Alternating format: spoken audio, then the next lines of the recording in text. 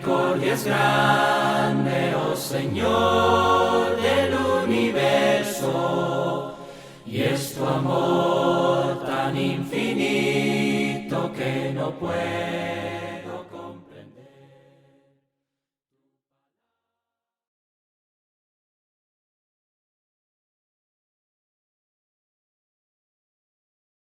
Bien, Dios les bendiga a todos. Gracias por acompañarnos en este tema que hemos añadido a la lista de los temas básicos.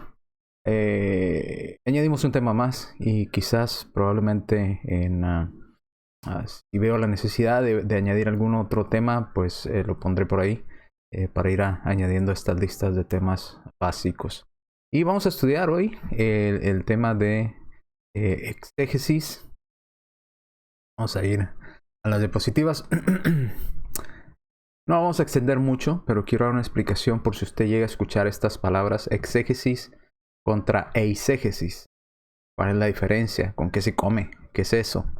Bueno, vamos a estudiar un poco de eso. Vamos a ver algo en cuanto a esto.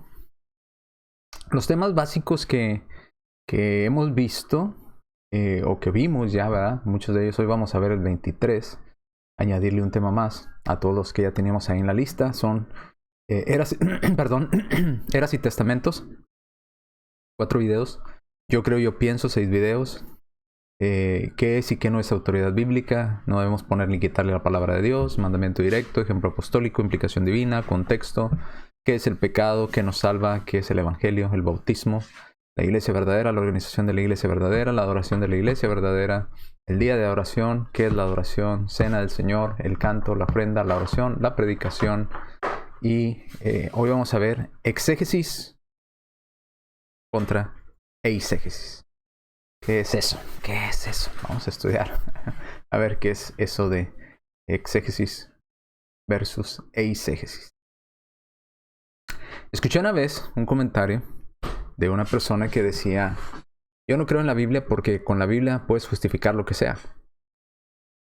Y déjeme decirle que tristemente en muchas situaciones esto es verdad. Cuando no aplicamos las reglas de interpretación bíblica, pues no solamente con la Biblia, con cualquier libro podíamos hacer que el libro dijera cosas que el autor no quiso dar a entender o no quiso decir. Porque tomamos aquellos pasajes y los manipulamos o los sacamos fuera de su contexto que el autor eso estaba tratando y empezamos a hacer que el libro diga cosas que realmente no quiso el autor decir. Y eso pasa mucho con las personas que estudian la escritura. Van a la Biblia buscando que la Biblia les justifique o les soporte o afirme su pensamiento, ¿verdad? De qué es lo que ellos quieren probar. Y vamos a dar algunos ejemplos de ellos más adelante. Ejemplos quizás para ustedes van a sonar un poco exagerados, pero no lo son en realidad. Son ejemplos que han dado personas para estos temas, y así como se los digo, así los he escuchado, que los utilizan, y para que usted se dé una idea a qué me refiero con estos temas. Entonces, es una realidad que muchas personas no creen en la Biblia porque muchas otras personas justifican o tratan de ir a la Biblia buscando que la Biblia apoye su punto de vista y hacen que la Biblia diga cosas que el escritor bíblico nunca quiso decir. Entonces, vamos a la siguiente diapositiva. Exégesis o eisegesis. Cuando estudiamos la Biblia, ¿qué es lo que usted hace cuando estudia la Biblia? Usted extrae una idea de la Biblia, o sea, va a la Biblia, analiza el texto y deja que la Biblia hable, o sea, extrae la información, usted va a obtener la información de la Biblia. O cuando usted abre la Biblia, primero tiene una idea en su mente y luego va a la Biblia a buscar a ver si la Biblia apoya o algún pasaje que suene como que apoya esa idea que usted tenía antes de abrir la Biblia. ¿Cómo estudia la Biblia usted? ¿Deja que la Biblia le diga el mensaje que le quiere decir? ¿O usted va y le pone el mensaje a la Biblia buscando y rebuscando a ver qué pasa que encuentra que le dé la razón a usted, a ese pensamiento que usted tiene. ¿Cuál es de esos dos? Porque esta es la diferencia. Esta es la diferencia entre exégesis y eisegesis. Esa es la diferencia entre los dos. Una de ellas nos dice que vamos y extraemos de la Biblia la información, y la otra nos dice que vamos con ya una información o una idea en nuestra mente buscando justificar nuestra idea con la Biblia. ¿Ok?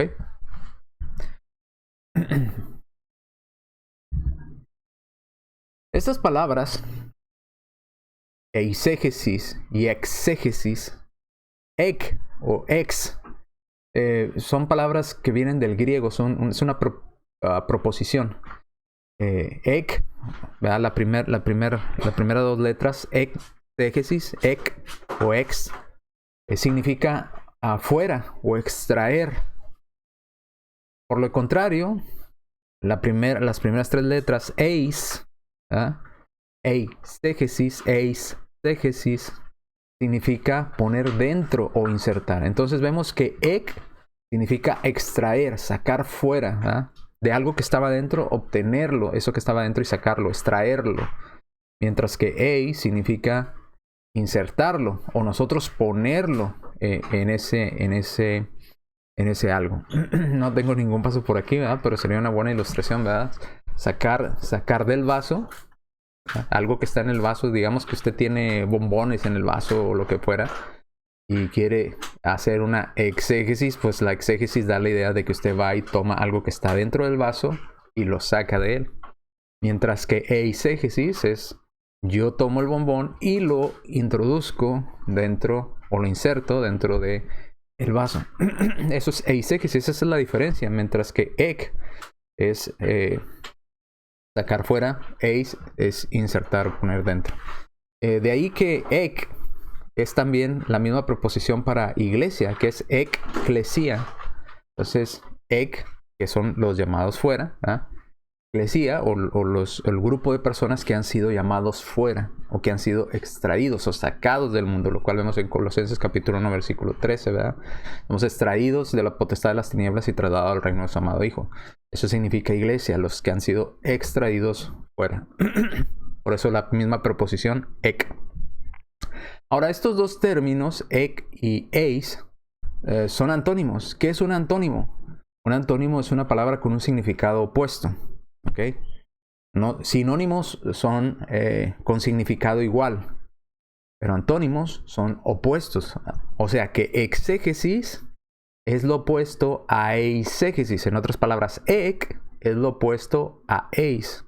No son iguales, son contrarios. Y la terminación sis, ¿verdad? Exégesis, significa una acción, ¿verdad? La acción de extraer fuera o la acción de insertar algo en, ¿verdad? Entonces, ek, sacar, eis, poner. Y el sis, pues, indica una acción.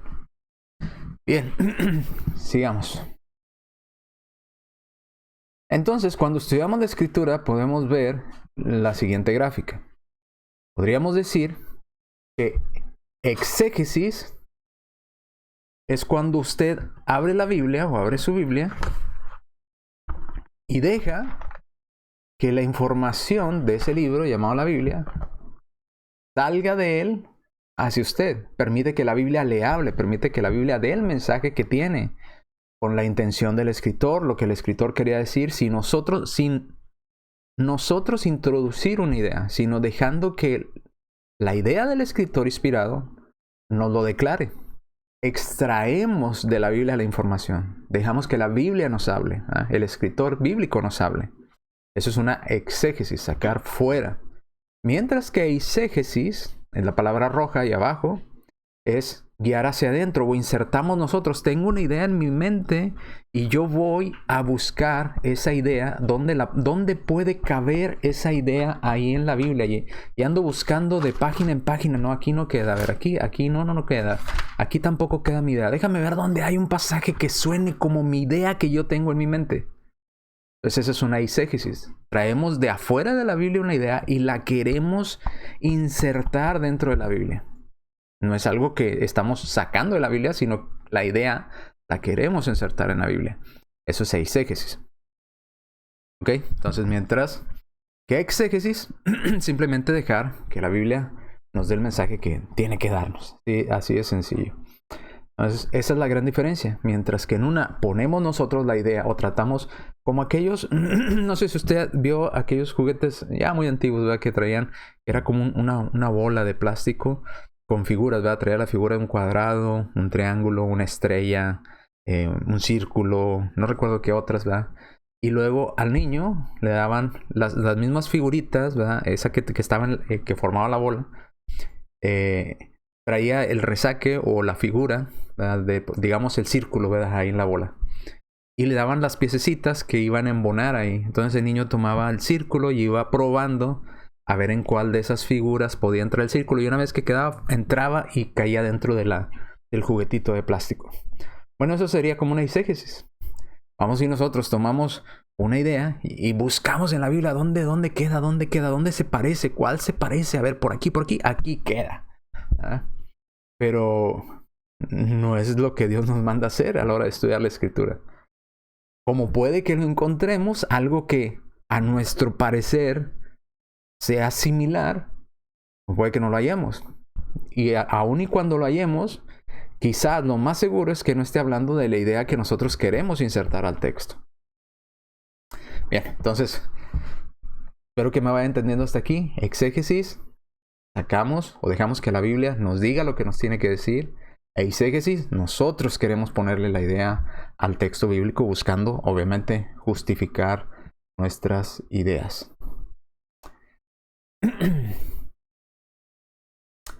Vamos a ver un ejemplo, otro ejemplo de qué sería una exégesis y qué sería una eisegesis. Vamos a suponer que hay un robo de $100, ¿verdad? Y hay que buscar y hay que encontrar al culpable. ¿Quién se robó esos $100? Bueno, en la exégesis, ¿qué haría? Bueno, haría preguntas. ¿Dónde fue la última vez que dejaste los $100? ¿Ya checaste en tu cartera? ¿No los traes? No. Ok. ¿En tu bolsa? No. Ok, no los traes. ¿Estás 100% segura que los traías? Sí. ¿Cuándo fue la última vez que lo viste? No, pues en tal. ¿En cuál lugar lo dejaste? Aquí. Ok, ¿quiénes estábamos en ese lugar a esa hora, a ese tiempo? Bueno, pues estaba fulanito, sutanito, bla, bla, bla, bla. Ok.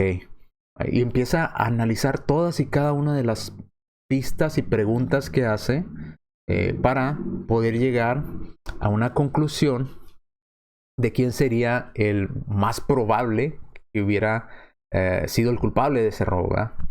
¿Quién probablemente hubiera sido? Entonces, analizando todos y cada uno de los detalles posibles, toda la información que tuviera a su alcance para poder dar un dictamen después y decir, bueno, lo más probable es que sea esto. Sin embargo, ese sería el que utilizara la exégesis. El que utilizaba la eisegesis simplemente diría, pues yo creo que fue fulanito. ¿Pero por qué crees que fue? Me cae mal, me vio mal y tiene cara de ratero, entonces él fue. Pero ¿cómo sabes? O sea, ¿qué pruebas tienes? Él es, estoy seguro que él es. Él es. Yo me acuerdo, hace como 10 años me dijo que cuando él era chiquito se robó el lonche a un amigo ahí en el kindergarten. Por eso, él es el ladrón.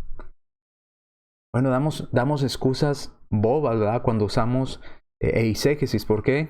Porque no estamos usando el método correcto de interpretación para buscar y llegar a una verdad. Simplemente estamos suponiendo que, es que mira, cuando volteé a verlos a todos, él agachó la mirada, él se lo robó.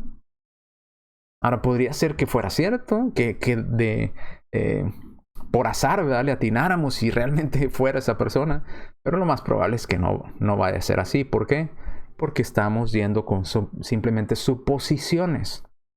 No tenemos bases, no tenemos un análisis de lo que estamos diciendo, de lo que estamos suponiendo. Entonces, exégesis tomaría todas las herramientas posibles, toda la información posible para poder llegar a una conclusión correcta. La exégesis simplemente supondría, mira, se parecen, 100 y él se llama, no sé,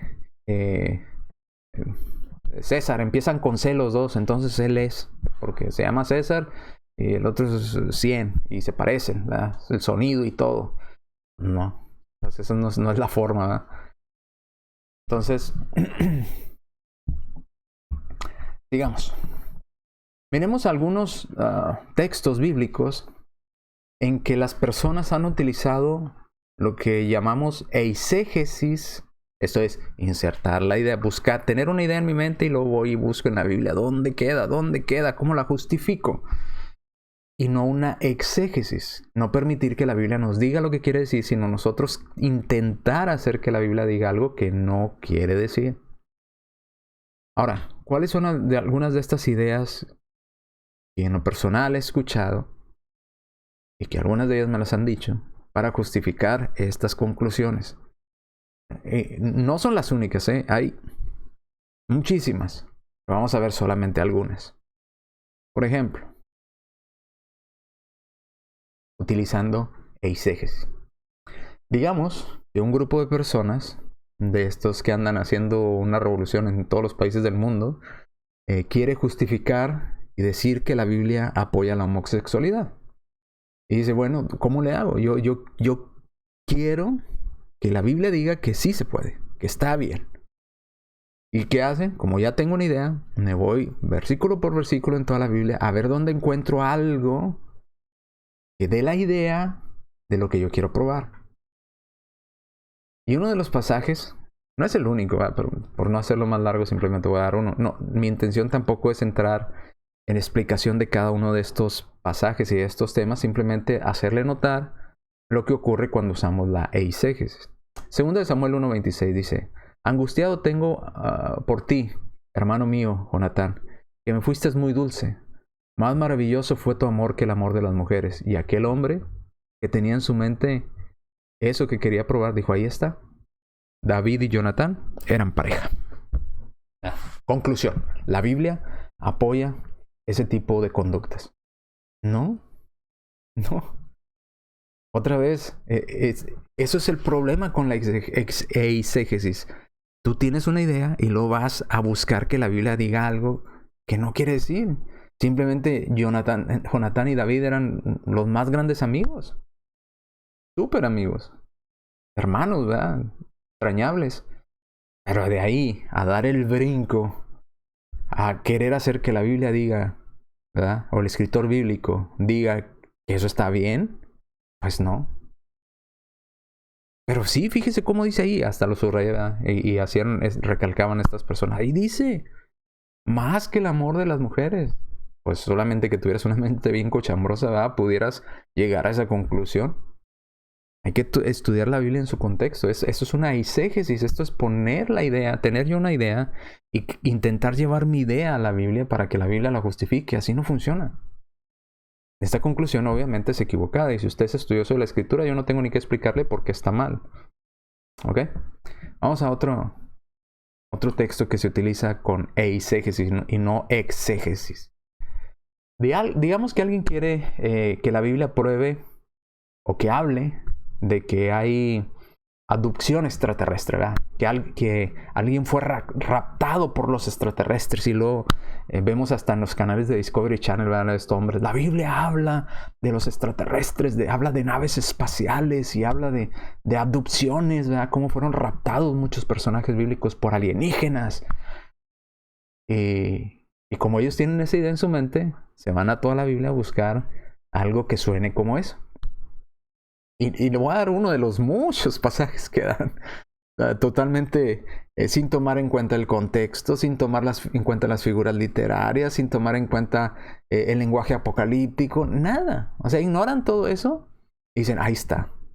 Por ejemplo, uno de los muchos pasajes, ¿verdad? Usted quizás recordará muchos otros si ha oído de este tema. Segunda de Reyes 2, 11 al 12. Y aconteció que yendo ellos y hablando de aquí, un carro de fuego, y subrayan ellos, note, un carro de fuego. Con caballos de fuego. ¿Por qué? Porque los ruidos de las turbinas es como un montón de caballos corriendo y carros de fuego. Son las turbinas lanzando fuego, ¿verdad? De aquel artefacto volador. Dice, apartó a los dos. Elías subió al cielo en un torbellino. Ahí está. Fue abducido, fue raptado, ¿verdad? Por ese haz de luz, por ese torbellino, ¿verdad? Que lo raptó y lo llevó hacia la nave espacial. Viéndolo, Eliseo clamaba, Padre mío, carro de Israel, su gente de a caballo. Y nunca más le vio. Ahí está. Elías fue raptado, si usted lo quiere decir así, raptado por los extraterrestres. Porque era un carro de fuego. Eran caballos de fuego. Y nunca más le vio más. O sea, se lo llevaron los extraterrestres a su planeta. Ya no vivió más aquí en este mundo. Ahí está. La Biblia habla de naves espaciales, ¿verdad? Con propulsores, ¿verdad? Que lanzaban llamas y hacían gran ruido como caballos. Y cómo fue raptado, ¿verdad? Aquí Elías por esta nave extraterrestre.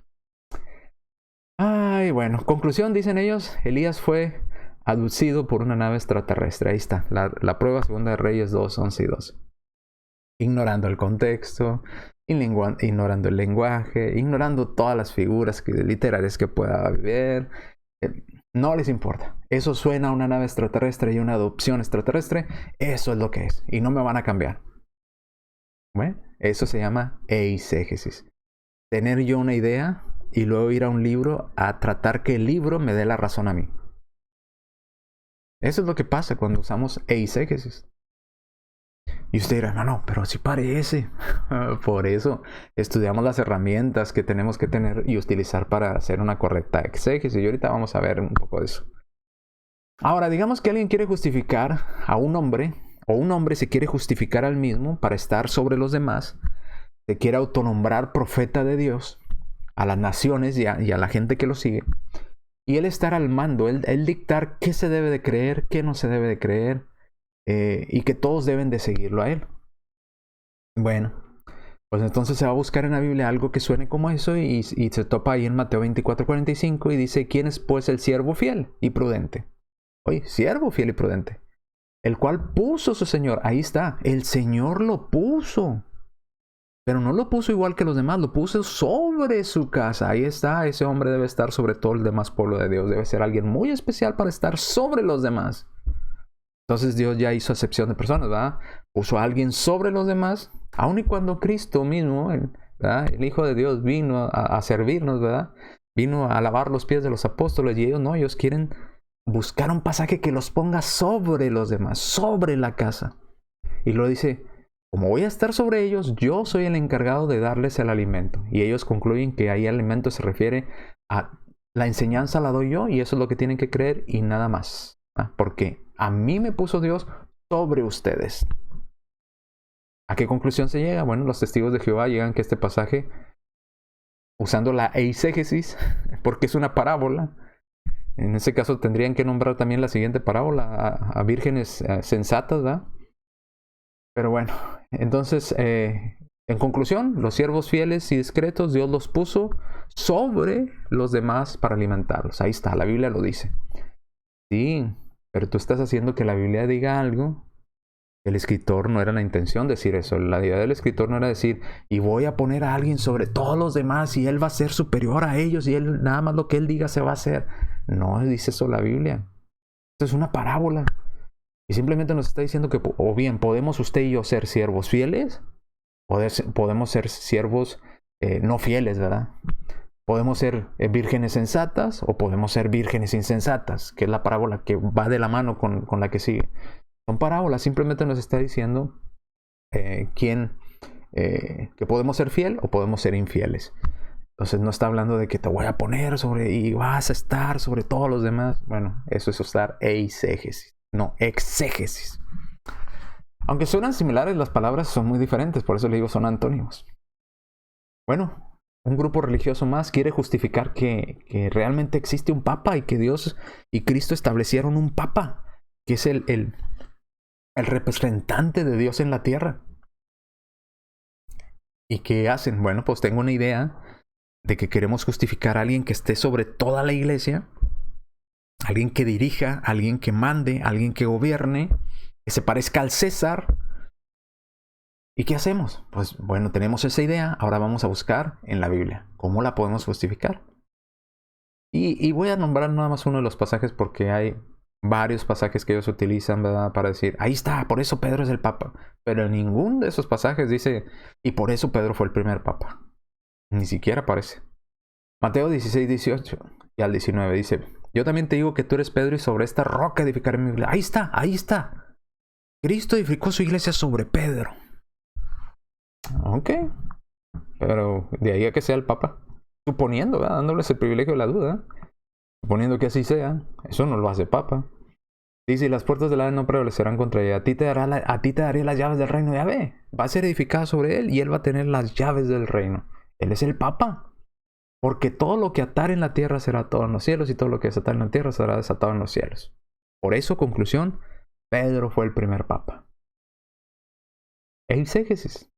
Yo quiero justificar algo que la Biblia no dice y voy y busco pasajes para tratar de forzarlos a que mi idea se acomode ahí adentro de lo que la Biblia no dice. Pues la Biblia no justifica unos esclavos fieles y discretos que están sobre todo el gobierno de los testigos de Jehová. Tampoco justifica a un papa que está sobre toda la iglesia católica. Tampoco la Biblia habla de un profeta, ¿verdad?, que está sobre toda la iglesia mormona. No habla de eso. Y cada uno de ellos buscará pasajes para intentar justificar su idea. No es que la Biblia nos dé esa enseñanza, es que ellos impusieron y forzaron esos pasajes para que dijeran esa idea. Bien, seguimos.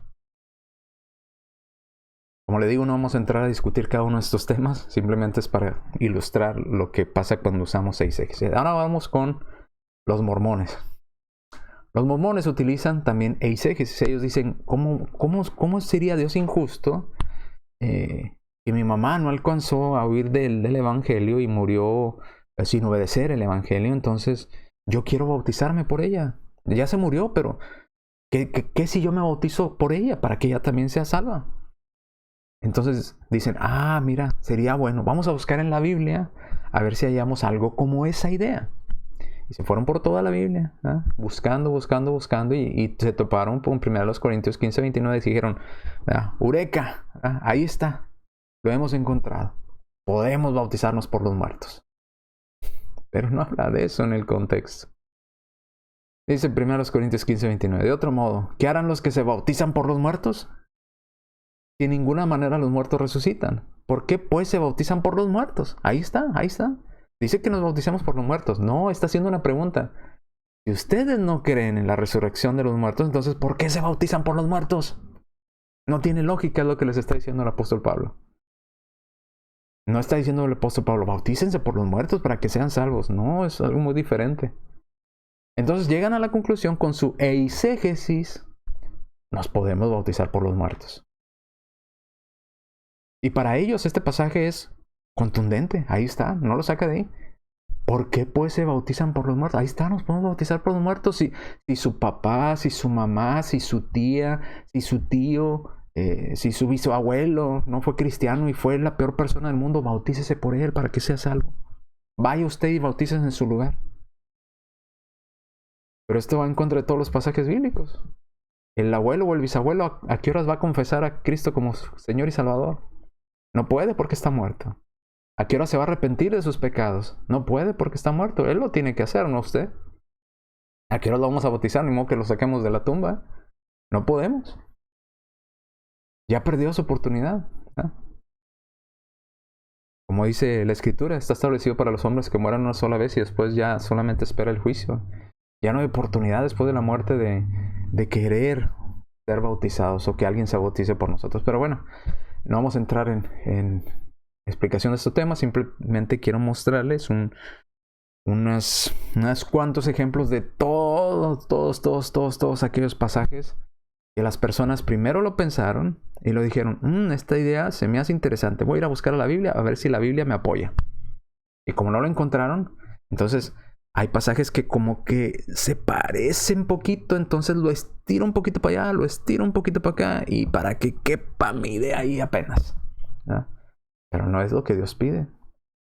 Por eso decían estas personas, yo no creo en la Biblia ni en los que estudian la Biblia, porque con la Biblia justifican cualquier cosa.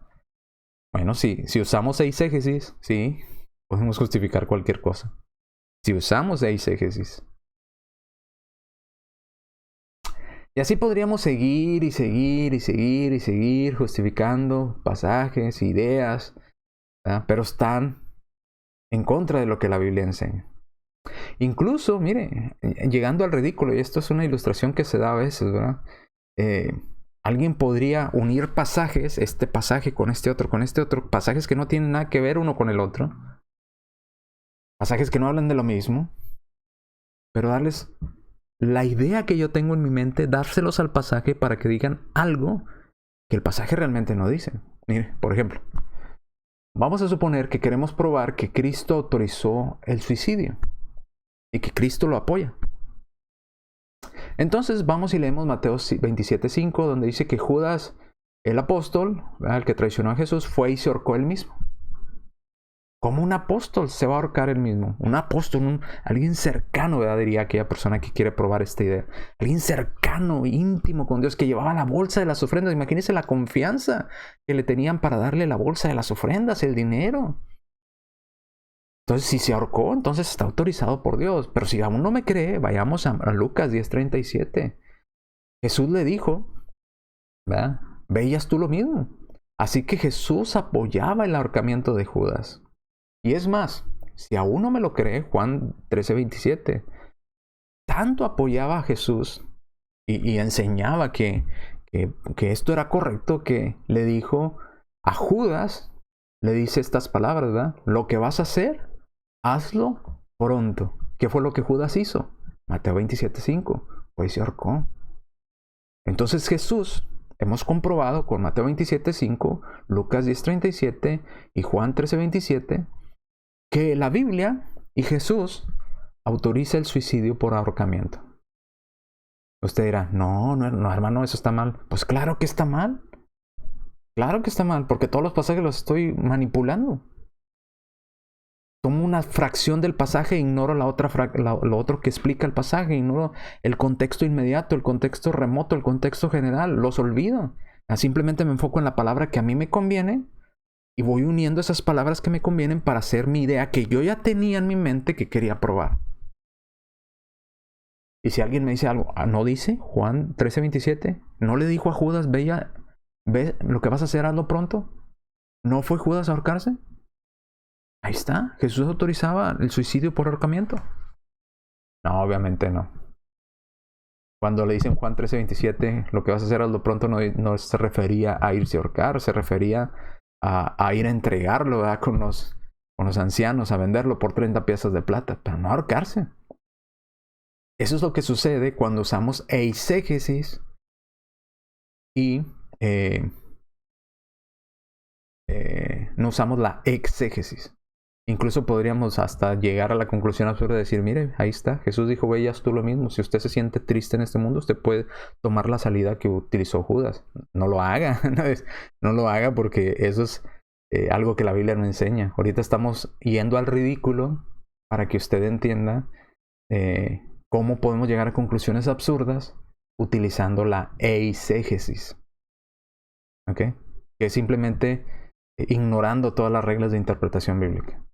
Simplemente teniendo una idea y queriendo justificar mi idea con pasajes bíblicos, con palabras, una palabra de aquí, otra palabra de allá, otra frase por aquí, otra frase por allá, y las unimos todas y nos da una idea. Bueno, pues así podemos justificar lo que sea.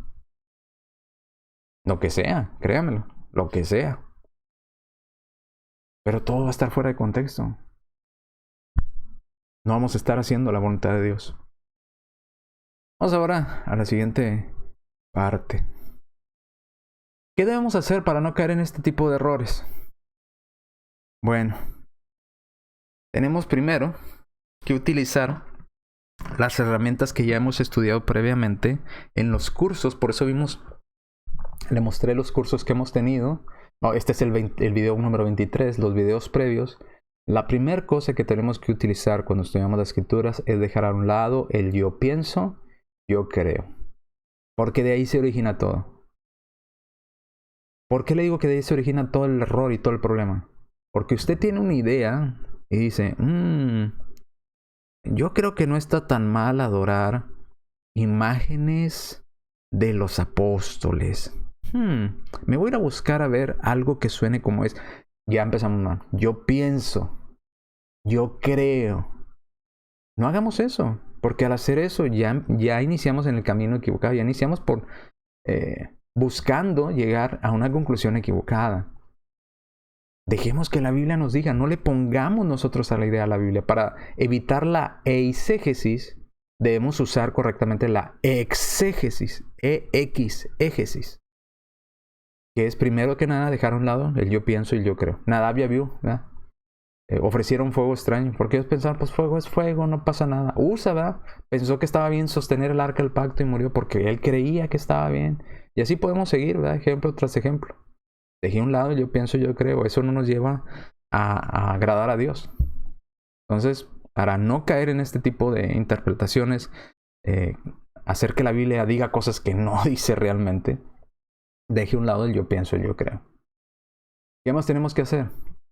Utilizar estas herramientas de investigación tan importantes que cuando, fíjese, eso es el problema con esos siervos fieles y discretos, esos falsos profetas, ¿verdad? De los testigos de Jehová, porque les dicen a sus seguidores, solamente nosotros podemos entender la voluntad de Dios porque nosotros le damos el alimento.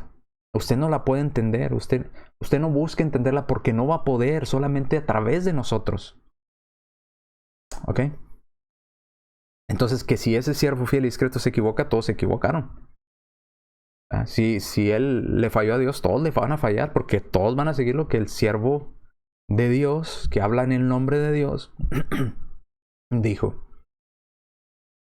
Y es todo triste cuando de repente hablo con testigos de Jehová y les pregunto, o me citan algún versículo y noto que están utilizando el versículo totalmente fuera de contexto. Mi pregunta es, ¿me podría usted explicar el contexto de lo que habla ese versículo?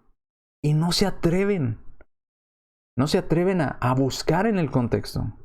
Van y buscan en sus libros que les manda la Watchtower para ver qué es lo que deben de responder. Porque no los enseñan a usar el contexto.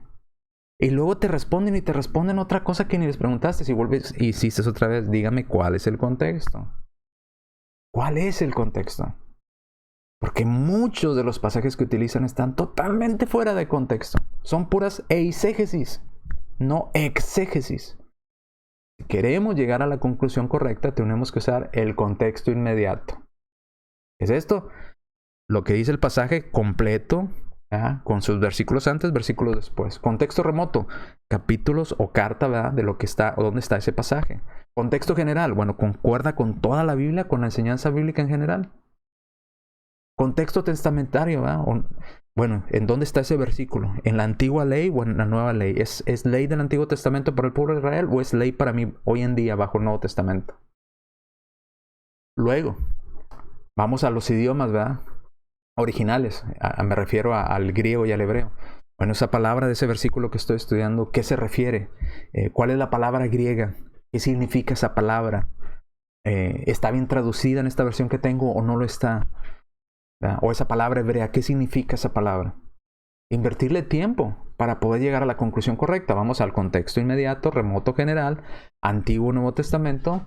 ¿Qué significa esa palabra en griego o en hebreo? ¿Verdad? Vamos también al contexto literario. ¿Cuál es el contexto literario? Ver si el pasaje que estamos leyendo es una parábola, o es una sinécdoque, o es una hipérbole. ¿Qué es una hipérbole? Pues una exageración, ¿verdad? Como cuando dicen, te llamé un millón de veces. Pues no me llamaste un millón de veces, ¿verdad? Estás usando una hipérbole, es una exageración. ¿Es una metáfora? ¿O es un símil? Esas son figuras literarias que tenemos que tomar en cuenta, ¿eh? O la sinécdoque, la parte por el todo por la parte. O cuando dicen, vengo a pedir la mano de su hija, pues no nomás se lleva la mano, se lleva toda la muchacha, pero menciona una parte en relación con el todo. Y de esas sinécdoques hay muchas en la Biblia. Una de ellas, el alma. ¿Eh? El alma se usa como sinécdoque para referirse a la persona, para referirse a su vida, para referirse a la sangre, ¿verdad? Para referirse a esa parte inmaterial que tenemos los seres humanos. Se usa como sinécdoque. Y si no entendemos esas figuras literarias, vamos a estar malinterpretando la escritura. Entonces, contexto inmediato, remoto, general, contexto testamentario, contexto de los idiomas originales, contexto literario, figuras literarias, figuras de lenguaje. Ahora, también es importante ver el tipo de literatura que estamos estudiando. Ese pasaje, ¿en dónde está? ¿Es un libro histórico? ¿Podemos tomarlo de manera literal? ¿O es un libro apocalíptico? ¿O está hablando en lenguaje apocalíptico, con símbolos? ¿O quizás es un libro de poesía? Entonces, un libro de poesía, no podemos interpretar un pasaje de un libro de poesía literalmente. ¿Verdad? Una poesía, no sé, alguna canción que hable de poesía, no sé, algo que se me ocurra. ¿Verdad? Te amo tanto que voy a abrir mi pecho y mi corazón te lo voy a entregar. ¿Lo podemos tomar literal? Pues no. Está hablando en poesía. Tenemos que tomarlo como está escrito. En qué tipo de literatura estamos leyendo. ¿Es literatura apocalíptica? ¿Es literatura histórica? ¿Podemos tomarlo literalmente? ¿O es poesía? ¿Verdad? Entonces tenemos que tomar en cuenta también el tipo de literatura donde está el pasaje que estamos estudiando. También tenemos que tomar en cuenta el contexto histórico. Por ejemplo, si está hablando el pasaje del imperio medo-persa, cuando inició ese imperio, quién era el rey, qué pueblos conquistaron, qué cultura tenían, qué costumbres tenían. Y de ahí nos brinca el histórico al contexto cultural, ¿verdad? Las costumbres que tenían, los dioses que tenían, etcétera, etcétera, para poder entender todo lo que estamos estudiando del pasaje. Entonces, es importante estas herramientas que ya estudiamos.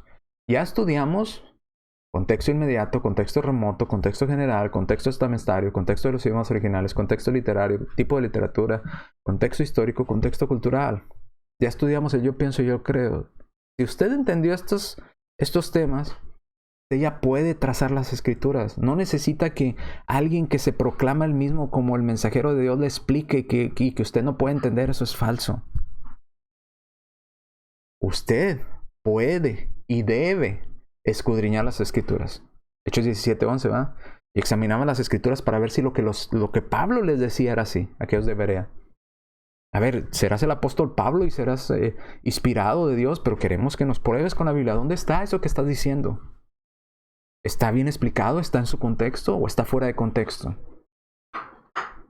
Entonces, esa es nuestra tarea.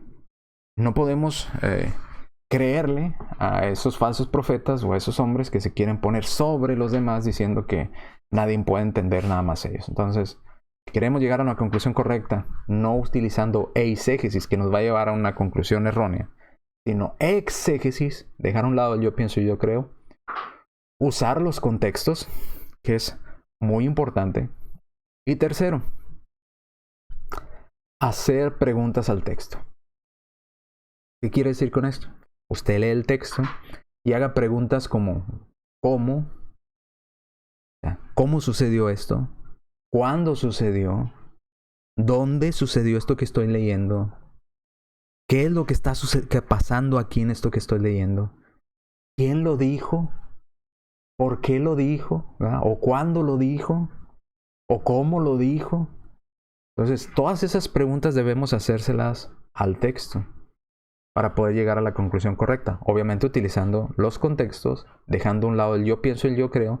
Y hacemos la pregunta, y es importante preguntar al texto, porque al preguntar al texto, dejamos que el texto sea quien nos dé la respuesta.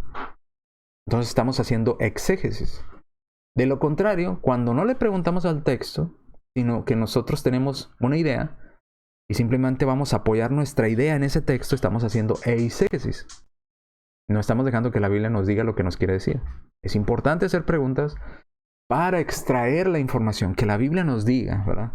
Por ejemplo, un pasaje que Hechos 2:38. Y Pedro les dijo, arrepentíos y bautícese cada uno de vosotros en el nombre de Jesucristo para perdón de los pecados, ¿verdad? Y recibiréis el don del Espíritu Santo. Ok, pregunta, ¿quién lo dijo? Pedro. ¿A quién se lo dijo? A los judíos que estaban ahí presentes. Ok, ¿por qué se lo dijo? Porque era un mandato de Dios. Dios les mandó a ir por todo el mundo y predicar el evangelio a toda criatura. Oh, ¿En dónde se los dijo? Pues en Jerusalén. ¿Cuándo? Específicamente, ¿qué estaba sucediendo?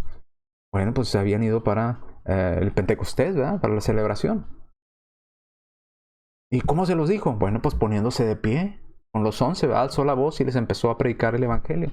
Este Jesús a quien vosotros crucificaste, Dios lo ha hecho Señor y Cristo. Entonces, le preguntamos al texto y cuando le preguntamos, el texto nos da las respuestas. Cuando no hacemos preguntas al texto, le estamos introduciendo nosotros la idea al texto. Es importante preguntarle al texto. Entonces, 3 herramientas muy importantes para evitar la eisegesis. ¿Cuáles son esas 3 herramientas importantes? Número 1, dejar a un lado el yo pienso y el yo creo. Número 2, usar los contextos.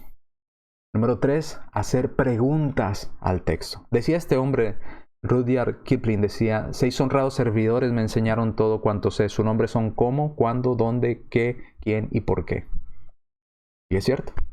Si quiere aprender, necesita preguntar. Pregúntele a la Biblia, pregúntele al texto que está estudiando para que le dé el texto la respuesta. No le ponga usted la respuesta al texto. Deje que el texto hable por él mismo. ¿Cómo va a hablar por él mismo? Haciéndole preguntas. Haciéndole preguntas, tomando en cuenta el contexto, dejando a un lado el yo pienso y yo creo. Deje a un lado su idea y deje que la idea bíblica nos responda, ¿verdad? Que Dios nos responda a través de su palabra. Bien, hagamos un ejemplo. Un pequeño ejercicio.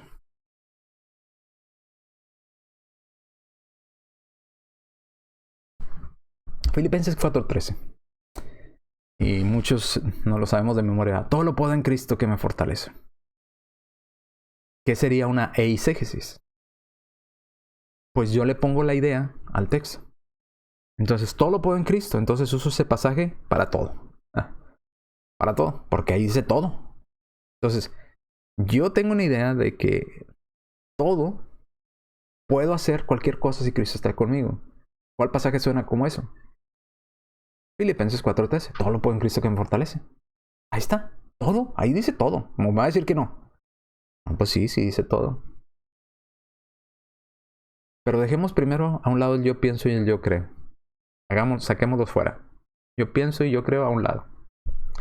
Vamos a utilizar la segunda herramienta. Ya utilizamos la primera, sacar el yo pienso, el yo creo. Lo dejamos a un lado. Segunda herramienta. Los contextos. ¿Ok? Vamos a los contextos. ¿Cuál es el contexto? ¿De qué está hablando ahí? Ahora, unamos contexto con preguntas. ¿Quién está hablando ahí? El apóstol Pablo a los filipenses. Ok. ¿Por qué Pablo dijo esa frase? ¿A qué se refería Pablo con el todo lo puedo?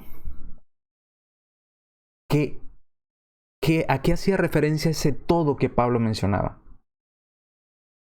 Bueno, ahora busquemos las respuestas en la Escritura. Vamos simplemente al siguiente pasaje. Unamos, no vamos a hacerlo muy largo, vamos a dar una explicación leve, pero ¿quiere decir que porque dice todo significa que puedo levantar una tonelada con esta mano? ¿O 10 toneladas con esta mano? No. ¿Quiere decir que porque dice todo lo puedo en Cristo que tengo la fuerza de romper una pared de concreto de, no sé, de medio metro de espesor de un golpe? Pues no. ¿Quiere decir que porque dice que todo lo puedo en Cristo quiere decir que puedo volar? No. Entonces quiere decir que porque dice que todo lo puedo en Cristo quiere decir que puedo ver en la noche como estos animales nocturnos, ¿verdad? ¿Tengo visión nocturna? No. Pero usted dirá, pero ahí dice todo lo puedo en Cristo. Sí, sí dice todo lo puedo en Cristo, pero todo en cuanto a qué. ¿A qué se estaba refiriendo el apóstol Pablo? Vamos al contexto. Hagámosle preguntas al texto. Ya le decimos a quién se lo escribió, por qué se lo escribió, qué quiso decir con ello. Vamos a ver si la Biblia nos responde las preguntas. En vez de yo ponerle la idea y decir, querrá decir que puedo volar, querrá decir que puedo aguantar 3 horas sin respirar debajo del agua porque dice todo lo puedo. Querrá decir que puedo estar medio año sin comer y ni probar líquido, agua, porque dice todo lo puedo. No. No pongamos nuestra idea en el texto. Hagamos exégesis, no eisegesis. Vamos a ver qué nos responde la Biblia. ¿Ok? Simplemente bastaría con leer el versículo anterior. Si usted quiere hacer un análisis más profundo, puede irse a todo el capítulo, a leer a qué se refería. Pero por cuestiones de tiempo y por hacerlo sencillo, vamos a Filipenses 4:12. ¿A qué se refería Pablo con el todo? ¿A qué todo era lo que podía Pablo? Bueno, Filipenses 4:12 dice, sé vivir humildemente, contraste, sé tener en abundancia. Entonces, Pablo dice, yo puedo vivir humildemente, yo puedo vivir con abundancia. En todo y por todo he sido enseñado. ¿A qué se refiere en todo y por todo he sido enseñado? He sido enseñado a vivir humildemente, he sido enseñado a tener en abundancia. Dice, también he sido enseñado, así para estar saciado, ¿verdad? Con la pancita llena, como también he sido enseñado para tener hambre. ¿Ok? Sé vivir humildemente, sé tener en abundancia. Sé tener mi pancita bien llena, pero también sé tener hambre. Así para tener en abundancia, otra vez, como para tener necesidad. Entonces, todo lo puedo en Cristo que me fortalece. ¿Ya entendió a qué se refiere? Se lo subrayé ahí con rojo. Todo, ese todo del apóstol Pablo, se refiere a que dentro de los límites de la humildad, la escasez y la abundancia y estar lleno, en todo ese espectro, ¿eh? Todo esos límites, ahí yo puedo en todo este tipo de escasez, yo puedo en todo tipo de abundancia. La abundancia no me hace apartarme de Cristo, la necesidad no me hace apartarme de Cristo, el tener hambre no me hace apartarme de Cristo, el ser saciado, el tener de más no me hace apartarme de Cristo, el padecer necesidad no me hace apartarme de Cristo, el tener abundancia no me hace apartarme de Cristo. Todo lo puedo en Cristo que me fortalece. Cristo me fortalece en la humildad y en la abundancia, en estar saciado y en tener hambre, en abundancia como en necesidad. En ese todo hace referencia. Ahí no está haciendo referencia a que puedes volar, a que puedes ser un superhéroe. No. Está hablando en el contexto inmediato de ese espectro de humildad hasta la abundancia. En todo eso, por eso dice, y en todo y por todo estoy enseñado. En todo estoy enseñado.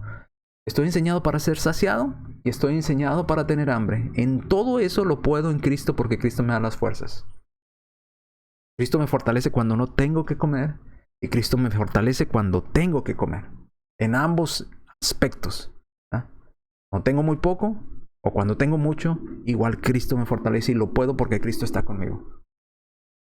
A eso se refiere. Pero otra vez, cuando tenemos nuestra idea y la queremos insertar en el texto, pues llegamos a conclusiones de que podemos volar y que podemos hacer mil cosas, porque ahí dice todo lo puedo. No, todo lo puedo en cuanto a los límites que establece el contexto. ¿De qué todo está hablando Pablo? Pablo está hablando del todo. Bueno, a lo mejor no lo logra ver. Yo creo que a lo mejor usted vea a qué me refiero. Pero note estos todo. Mire, déjeme ver si puedo activar la pluma. Dice, se tiene abundancia en todo. Espero que lo alcance a ver aquí. Nota este todo que está aquí. Y por todo, este segundo todo. ¿Lo veo? Espero que lo alcance a ver. Creo que si se ven ahí en la... Y los voy a subrayar abajo, a ver si se hace un poquito más grueso la imagen. Ahí está. Todo, y en todo, y por todo. ¿Ok? Eso es todo de lo que viene hablando el apóstol Pablo. Eso es todo. Hacen referencia a estos todo de aquí. La humildad. ¿Eh? Y la abundancia. Esto es todo. Hacen referencia a tener hambre. Como en abundancia. Entonces, tenemos tres todo. Dice, sé vivir humildemente, en todo y por todo estoy enseñado, ¿eh? Ser humilde, tener abundancia, ser saciado, tener hambre. Y luego vuelve a reafirmar esos todo que nos está explicando, nos los vuelve a reafirmar inmediatamente en el versículo 13. Todo. Entonces, ¿a qué se refiere este todo de aquí? Bueno, pues unamos los tres todos, ¿verdad? Este todo de aquí, con este de acá, este todo de aquí, con este de acá. Todo lo puedo en Cristo. ¿Cómo?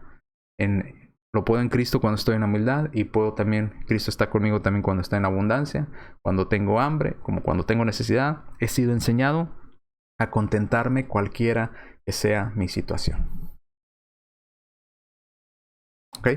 Por eso lo puedo todo en ese rango, ¿verdad? De la humildad a la abundancia, no en otras cosas que se nos ocurren.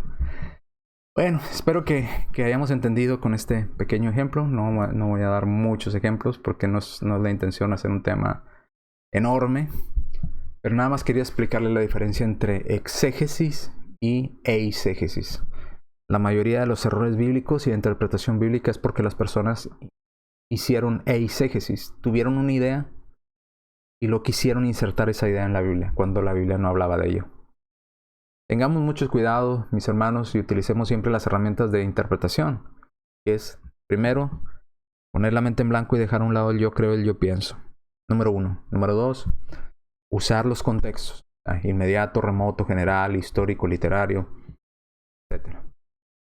Luego, ¿verdad?, hacerle preguntas al texto y dejar que la respuesta nos las dé el texto. No nosotros ponerle la respuesta al texto, dejar que el texto nos diga, que nos conteste, ¿verdad?, a la pregunta que le estamos haciendo. Y podremos así llegar a una conclusión correcta y habremos hecho una exégesis. Estaremos seguros de que estamos llegando a la conclusión correcta. Si usamos la eisegesis, es nada más yo creo, yo pienso, a mí me suena como que queda, se parece. No, eso no es forma de estudiar la escritura. Por eso hay tantas doctrinas diferentes por usar eisegesis y no utilizar la exégesis. Hay que utilizar la exégesis. Ok. Bien, mis amigos y hermanos, gracias por acompañarnos en un estudio más que hemos añadido a esta serie de clases básicas. Este sería el estudio número 23. Va a aparecer por ahí en el canal de YouTube. Compártalo con sus amistades si usted lo considera y espero que le haya sido de utilidad. Estaremos subiendo por ahí algunos otros temas que consideremos que pueden ayudarle como temas básicos o cosas que puede usted escuchar por ahí de repente que diga, ¿a qué se refiere con eso? Bueno, que le puedan ayudar. Bien, si no hay más, entonces Dios me los bendiga. Les amamos en el amor del Señor y nos vemos en la próxima transmisión. Tu misericordia es grande, oh Señor del universo, y es tu amor tan infinito que no puedo comprender. Tu palabra dulce y tierna, vida eterna mi alma dio, y tu gloria sempiterna mi camino.